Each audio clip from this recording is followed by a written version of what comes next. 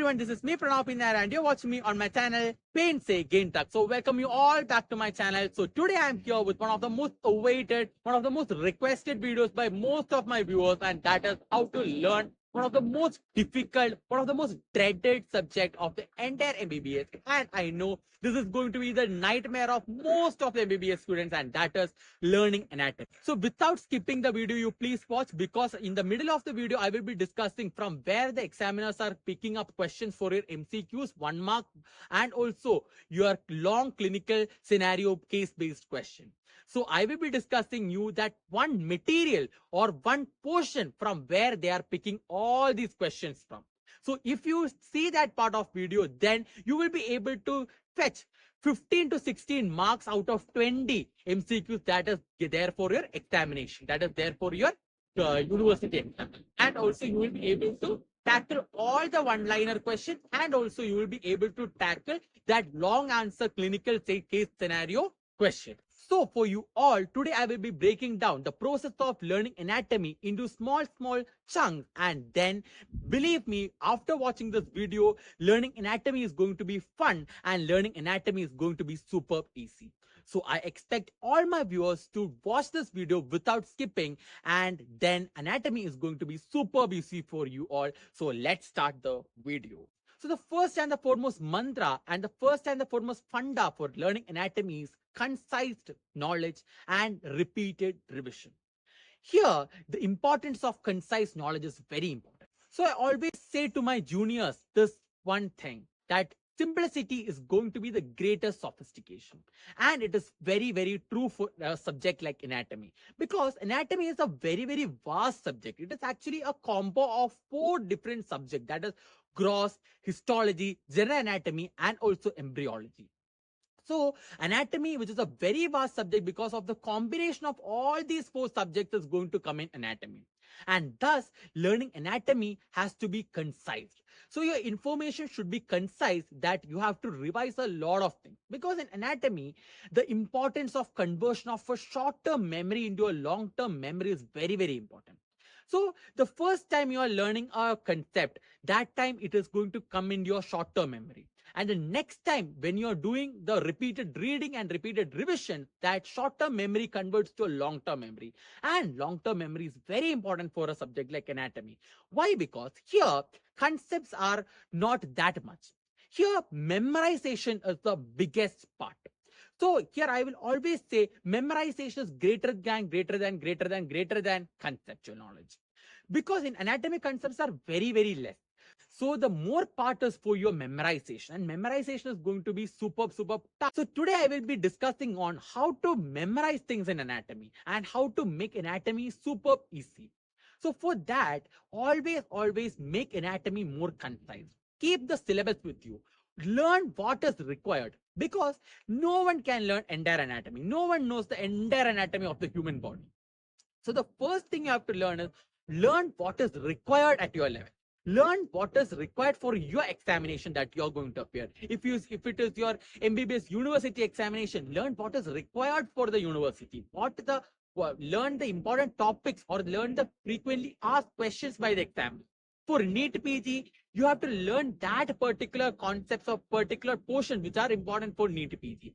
For anatomy, learn what is required, what is there in the syllabus, because you have to learn what is there in the syllabus, and it is very important, because the more concise your knowledge is, the more number of revisions you will be able to do, and the more revisions you do, that is directly proportional to the amount of retention in your memory, and that will be directly proportional to the marks you fetch for the examination. So now I think you all got the importance of revision and also the importance of spaced revisions for anatomy. The second most important thing to learn in anatomy is diagrams, the importance of diagrams. The more diagrams you draw, the more marks you fetch. This is because once you draw maximum diagrams, you will get maximum marks. Without drawing diagrams, you're not going to pass anatomy. And also keep this in your mind. Don't say I'm not good in diagrams, I'm not good in drawing diagrams. Because I personally, I dislike anatomy a lot, because I don't know how to draw diagrams. I am very poor in drawing diagrams, and thus I thought that anatomy is going to be super tough for me. but it's not. Actually, the examiners over here doesn't want you to learn artistic diagram. Here they want simple diagram, but diagram is a must. Here the examiners want you to draw not the artistic diagram, but they want you to draw simple diagrams, and also they want to draw the diagrams which is having every concept and every labeling. So diagram, it is always the neatness of the diagram and the labeling that is going to give you marks than the beauty and the artistic nature of your diagram. So if you are thinking that you're not good at drawing diagrams, it is not at all a problem, because in anatomy, what fetch you mark is the neatness of the diagram and also the color coding of the diagram and also the labeling of the diagram. That is more important than the artistic nature of the diagram and the beauty of the diagram. So this is my anatomy notebook for the lower limb and also for the section of abdomen. So today I will be showing you how I drew the diagram. So first of all, I told you, right, I'm not that person who is having a lot of artistic qualities, and I'm not that much good to draw diagrams and all. So I will be showing you how I drew diagrams in my exam, how I made diagrams for my exams, and that fetched me maximum number of marks for my anatomy examination. So this is how I drew diagrams. This is one example for that. Look. So this is how I drew diagrams for my anatomy examination. So this is the small diagram of the relations of hip joint. So this is how I drew the relations of the hip joint. And this is the small diagram of femoral artery. It's a small diagram of femoral artery. So these kind of diagrams, these are not that much artistic and all, but these are containing every sort of details which is required for your examination. So these kinds of diagrams are very easy to replicate in your examination. These kinds of diagrams are very easy to retain in your memory, and also these kinds of diagrams are very enough, in order to fetch you maximum marks also. And these kinds of diagrams are also less time consuming to draw, because if you are drawing the diagrams which are very artistic qualities and all, you will lose time, and that is not the requirement of the examination. Here you have to learn and draw diagrams, and that is having maximum amount of labeling. Here always give priority to the labelings of the diagram, color coding of the diagram. Of course, this is my notebook. I didn't use color codings in this notebook because for the exam I will draw, and here I have to make something interesting. That is why I use pink color and all. But for the exam, you have to follow color coding plus labelings. You have to label everything, all the branches you have to show of the arteries, nerves, everything. And I will show you. This is how I drew a lot of other diagrams. These are my other diagrams.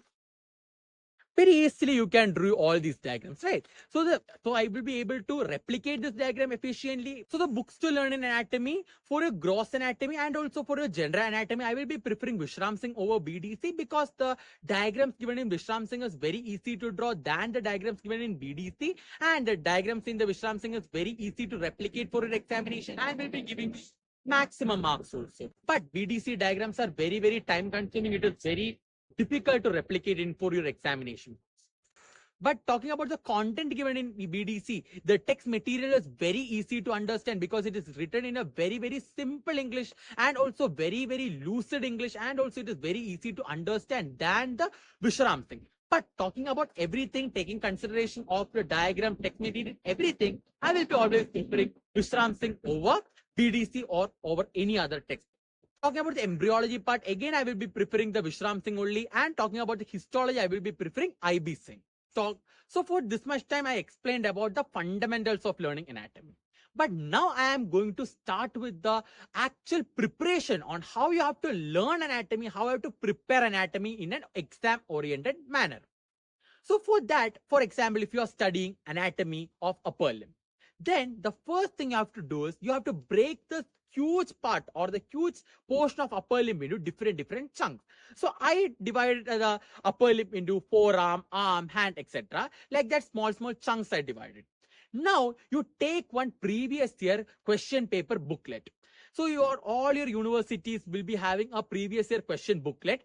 And if you are a person who is preparing for NEET PG, take one NEET PG previous year question paper booklet, or for any examination, take previous year booklet.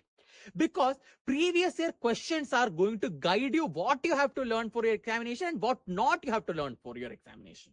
So that is your syllabus plus your previous year questions. That is going to be the fundamentals of learning, because that will be guiding you what is important and what not is important for you. Because once you go through Vishram Singh, once you go to BDC, you can see a lot of things written. And many of the things are not at all important for us. And most of the things are not at all important for a particular examination. So understand the requirement of the examination. How you can understand the requirement of the examination? That is by memorizing the syllabus of anatomy and also by checking the previous year question paper. So I divided the upper arm into forearm, arm, and also hand. Now I took the forearm, a major chunk of that. So now I have to go to my previous year question booklet. So see what are the questions that were asked previously for the topic of forearm. So now you have to read all those questions, have an idea. This much questions were asked in the previous year questions, and these are going to be important for my examination. So before learning or before reading your Vishram Singh, you take the previous year booklet and study what are the questions that were asked. So that itself will be creating an importance of the priority list in your mind itself. So once you start learning, you will, once you see a topic, you will say, this was mentioned in the syllabus, this was the previous year question, so this topic is important for me. So that is how you learn things. That is how you arrange things according to the priority for your examination. So for example, one important question from the forearm section is axillary artery. Very important question, very important essay question for 10 mark or 15 mark or 20 mark. So the first thing you have to do is take your Vishram Singh, learn about axillary artery relations, everything, read about it. Now you have to take the diagram of that. Open the diagram. Open the diagram in your Vishram Singh. And also it is better to keep an atlas with you. So what I will do is, I will take Vishram Singh and open Vishram Singh. Here I will take my atlas and open it. So it's always better to have an atlas with you. Because atlas will give you the idea, or it will be helping you to give an idea about the orientation of that particular structure in your body. So what I used to do was, I used to open my Vishram Singh over here, and to nearby the Vishram Singh, I will be opening my atlas also. So reading a line, so I will be reading a portion in Vishram Singh, and I will be observing the similar thing in my atlas. So talking about the atlas, the best atlas or the atlas which I followed was Netter's atlas, and also you can refer to a number of diagrams in your Google images. Besides Vishram Singh, I will be keeping my atlas also. So what I will do is, I will learn one part from the Vishram Singh, and I will be observing that part in the atlas also. So that is how I learn things very easily. So for example, if I am talking about the axillary artery, it is going to be a branch of the subclavian artery, and the pectoralis minor is going to divide it into 3 parts, and then it is continuing as the brachial artery, and it is having 6 branches it is giving at different parts. So all that things you have to learn from Vishram Singh, and then you have to go and you have to look it into your Netter's atlas. Then there comes the importance of dissection and cadaver. So your cadaver is going to be your best and your first teacher. So go to your dissection hall. Don't ever skip dissection classes. You go to the dissection hall, see the axillary artery, go and do dissection, and see that, take photos, take videos of it. So your dissection hall experience plus your dissection hall, the videos and photos you took in dissection, plus your atlas and also your Vishram Singh or BDC, and that is going to suffice your preparation. So that is how you have to learn things. So first thing you have to do is take one previous year question, go through all the questions, and then start taking one question, read it from your Vishram Singh or BD, start having an idea of the orientation of the structure from your atlas and also from your dissection classes, and also by clicking the videos and pictures from your dissection hall. And that is what you are going to do. So for your osteology part, practice from your bone set. Take bone set, take your Vishram Singh, read things from your Vishram Singh, observe that in your bones, and again you go to one of your friends, start explaining to them. It's always better to learn things by explaining to people. So what you can, so if you are learning, for example, if you are learning clavicle, start learning clavicle, start reading Vishram Singh, again observe the things in the bone. So according to the recent guidelines from NMC, your question paper will be also having questions from 8Com also. So what are the frequently asked portions for your 8Com section? One is embalming fluid. It is very, very important. One question will be there from embalming fluid. Second is cadaveric ethics. Third is cadaver as your first teacher. These three topics are the most frequently asked questions on 8Com for your section of anatomy. And one pro tip for passing. After doing all these things, learning Vishram Singh, going, attending the dissection hall, attending the histology classes, also people fail. Why? Because people won't give importance. A slight importance should be given more for histology and embryology than your growth. And that is the pro tip. Why I will say? Because everyone will be studying gross anatomy, but a lesser importance will be given to your histology, embryology, genetics, general anatomy and all. But I will be saying you that should be given more importance than the gross anatomy. Why? Because in your examination, because the topics of your general anatomy, histology, embryology and genetics are more easier, and that also will be having a less number of content. But your gross anatomy is having a large or a huge content.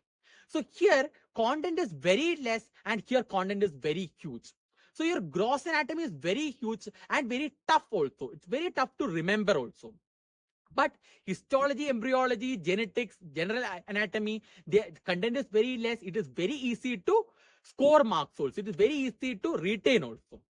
But there will be equal weightage for these two topics. So less time with less efforts, you can score maximum marks for your general anatomy, histology, embryology, genetics than you can score for your gross anatomy. So always a slight importance should be given more for the general anatomy, embryology, histology and genetic section than your gross anatomy, because that is what is the mantra for your passing of examination.